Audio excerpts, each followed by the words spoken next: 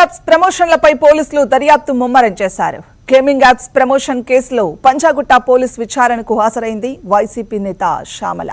కేసులో ఇప్పటికే పోలీసులు నోటీసులు ఇచ్చారు. శ్యామలను ప్రశ్నించి ఆమె స్టేట్మెంట్ రికార్డ్ చేయనున్నారు. అయితే కేసులో ఇప్పటికే ముందస్తు బెయిల్ పొందిన శ్యామల ఇప్పుడు విచారణకు హాజరైంది. ఇదే కేసులో మరో 11 మంది పైన పంజాగుట్ట పిఎస్లో కేసు నమోదైంది.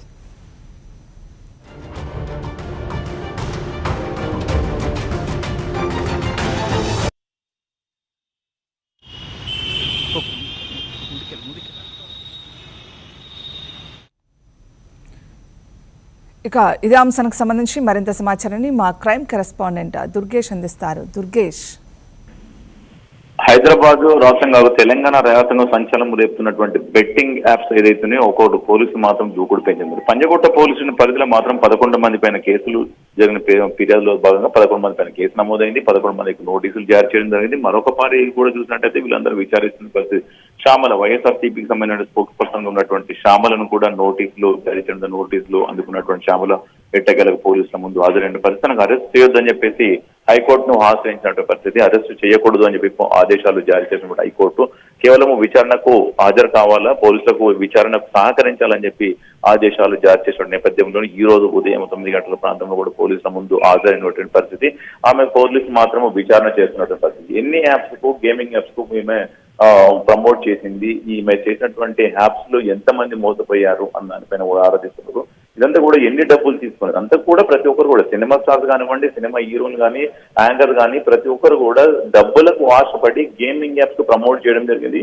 ఈ గేమింగ్ యాప్స్ ప్రమోట్ లో పాల్గొన్నటువంటి అందరికీ కూడా నోటీసులు జారీ చేస్తున్నటువంటి పరిస్థితి. ఎందుకంటే అందరూ కూడా చేసినటువంటి గేమింగ్ యాప్స్ లో కూడా అమాయకులను టార్గెట్ చేస్తున్నటువంటి పరిస్థితి. అమాయకులు వాళ్ళకి తెలియక డబ్బులు పెడితే డబ్బులు వస్తుంది, లాభాలు ఎక్కువ వస్తుంది, నేను ఆశపడి డబ్బులు పెట్టి అప్పుల పాలయ్యి అప్పులు తీర్చలేక ఆత్మహత్యలకు పాల్పడ్డటువంటి పరిస్థితి ఉంది. తెలంగాణ రాష్ట్రంలో చాలా మంది కూడా ఆత్మహత్యలు చేసుకున్నటువంటి పరిస్థితులు కూడా పోలీసులు దర్యాప్తు కూడా చేస్తున్న పరిస్థితి. కానీ ఇప్పుడు శ్యామలను మాత్రము విచారణ చేస్తున్నాడు. ఎన్ని యాప్స్ కి ఏమో చేసింది, ఈ యాప్ నుంచి డబ్బులు ఎంత ఈమె తీసుకున్నది, ఈ డబ్బు అంతా కూడా నగదు రూపంలో తీసుకున్నదా, ఆన్లైన్ తీసుకుందా, ఇదంతా కూడా బ్యాంక్ స్టేట్మెంట్ లో తీసుకురావాలని చెప్పడంతోనే పంజగుట్ట పోలీసులు కూడా సంబంధించినటువంటి బ్యాంక్ స్టేట్మెంట్ కూడా తీసుకొని పోలీసుల ముందు హాజరైన పరిస్థితి.